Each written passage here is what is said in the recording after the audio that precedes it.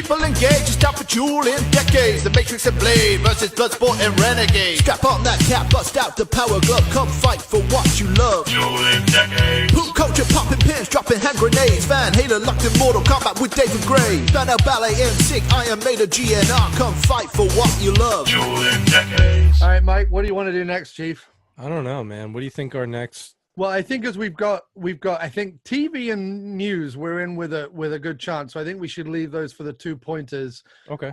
I think we go hot product next because it's our other weakest one. Sounds good. Okay. Do you want to take the way? No. Yeah, I'll go ahead because yours is considerably better than mine. Oh, nice. Thank you. All right. So for hot product, again, bear with me on this one. Oh, shit. And I want to say again, I know nothing about wrestling.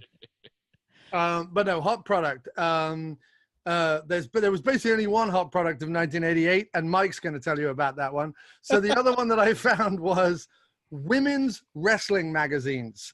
There was Women of Wrestling and the Glow magazine. Both made their debut in 1988.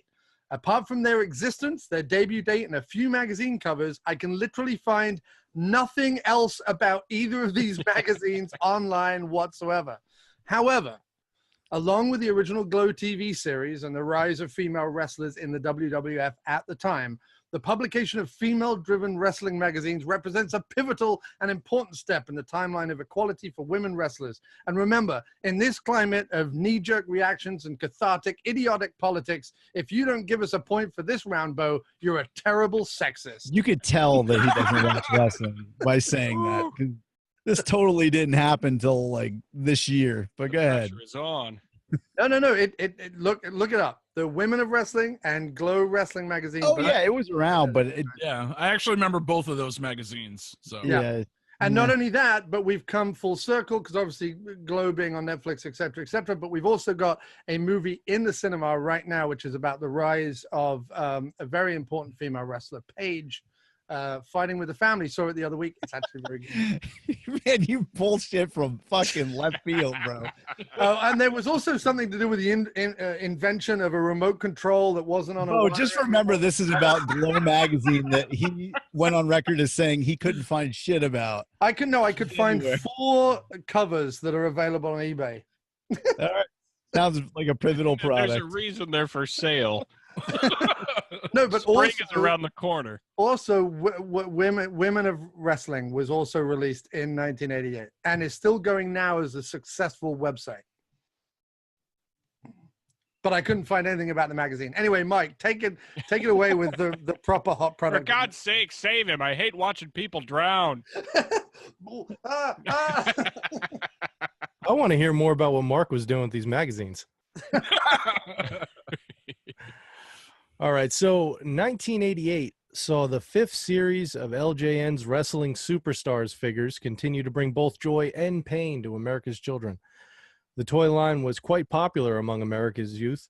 However, the 5th series was the last to be widely distributed, with the 6th series only being distributed in Canada before LJN closed its toy line and canceled the Superstars line, and LJN went on to making some of the worst fucking video games of all time. Here's some figures that came out with the 1988 series. The adorable Adrian Adonis, Bam Bam Bigelow, Axe Demolition, Hacksaw Jim Duggan with 2x4, Honky Tonk Man with guitar, Hulk Hogan, red or white shirt with the title, the luscious Johnny Valiant, One Man Gang, referee blue or white shirt, Rick Martel, Slick with the hat, Ted DiBiase, and Tito Santana. That's right, boys and girls. With Wrestling Superstars, it's like having a real match right in your own home. Man, Nice. if only you went with the 86 or 85 or 86 series. Those had the like killer guys. No, yeah, that's when you got like the real big release. But I mean, the cool thing about this is a lot of these were collectible because it was like towards the end of the run. Yeah. 89. Wait, is that the black what do you call it, like back That's 89. That's the last series. dude, and that's, those are worth some fucking cash. Yeah. You got those. yeah, and those were basically all re-releases. I think in that series you're only getting about 5 new figures. Yeah, I think it's the big boss man's worth like fucking $5,000 or some crazy shit.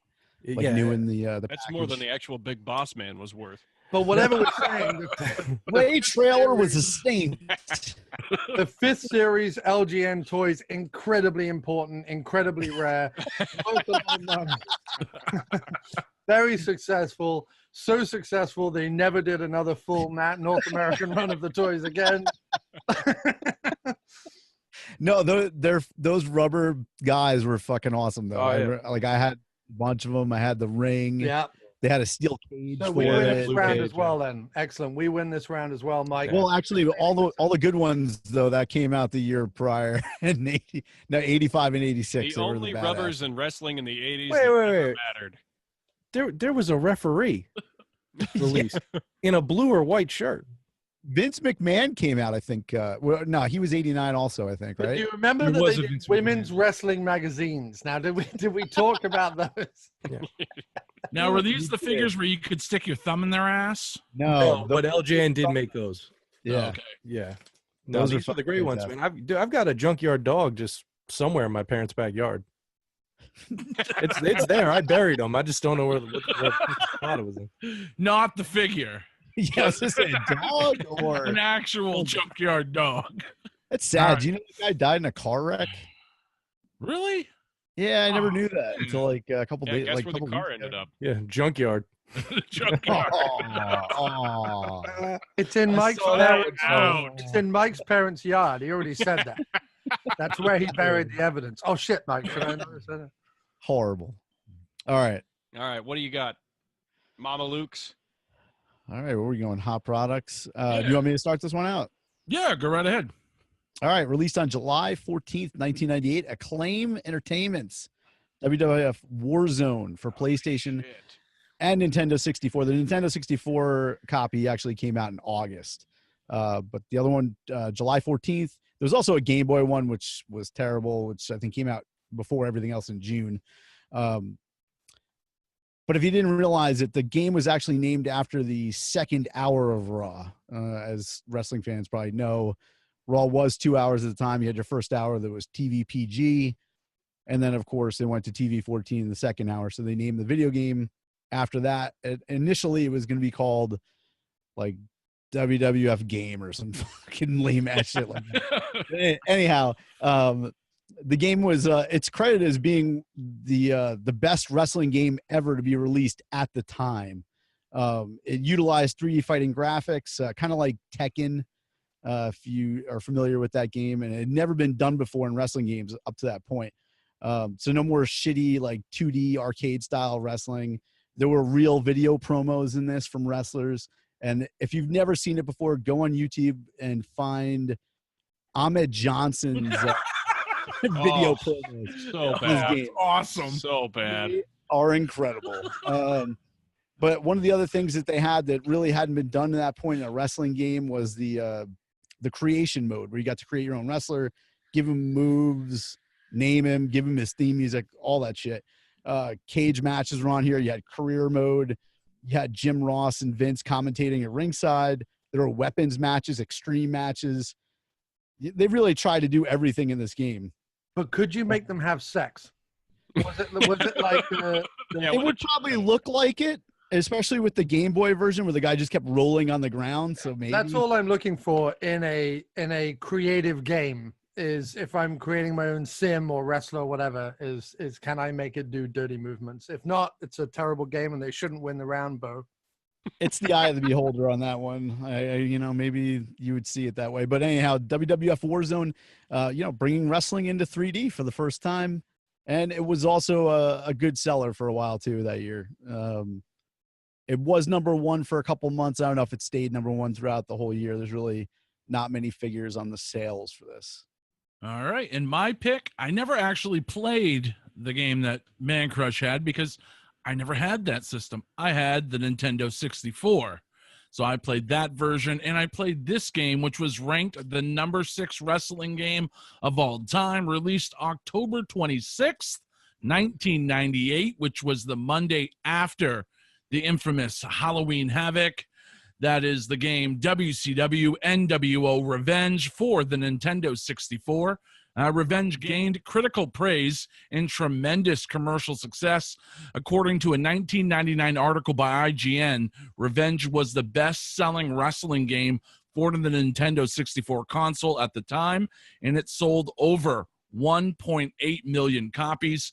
The game has one of the best wrestlers in all of wrestling games.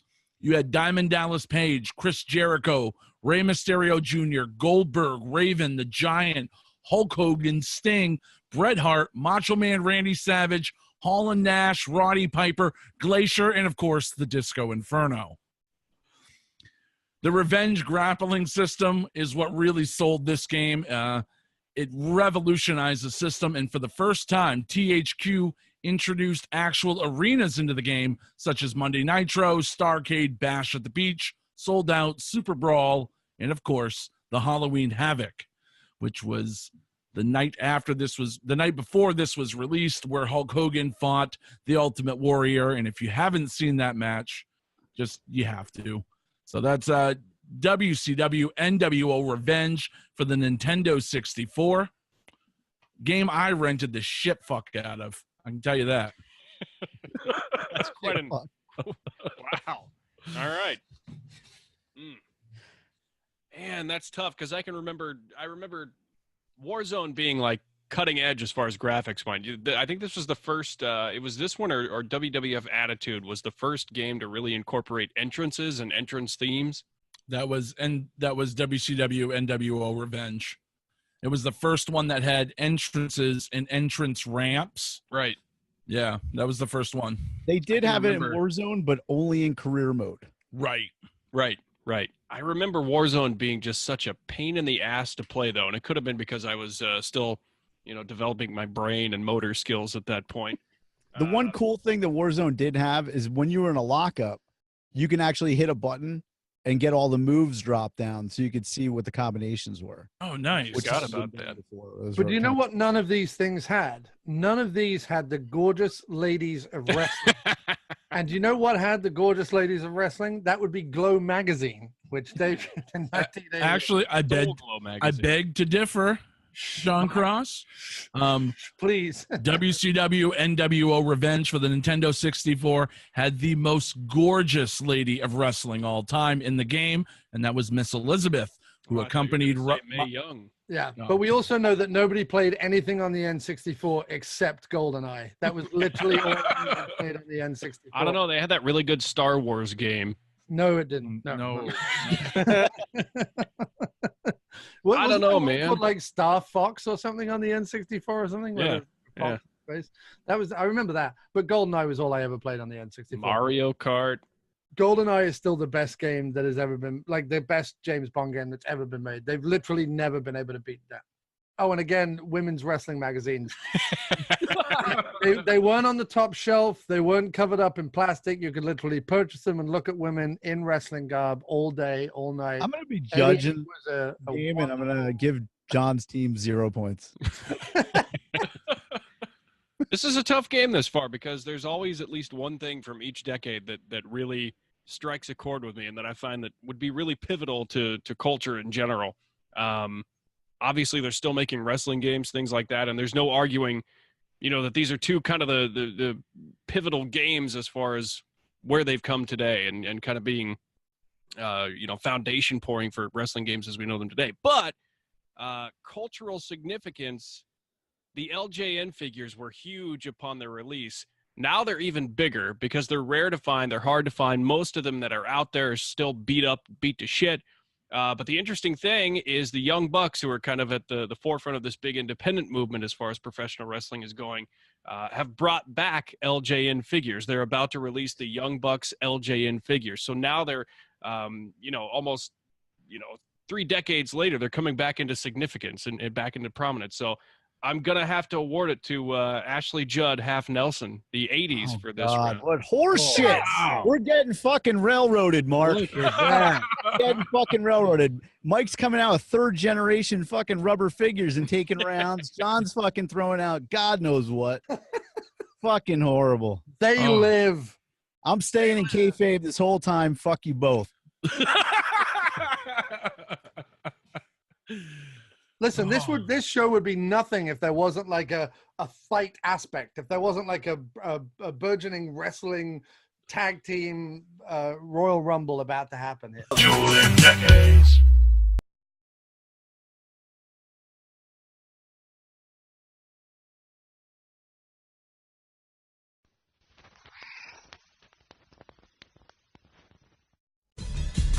Hey, if you want to play like that, there ain't nothing between us but air and opportunity, boy.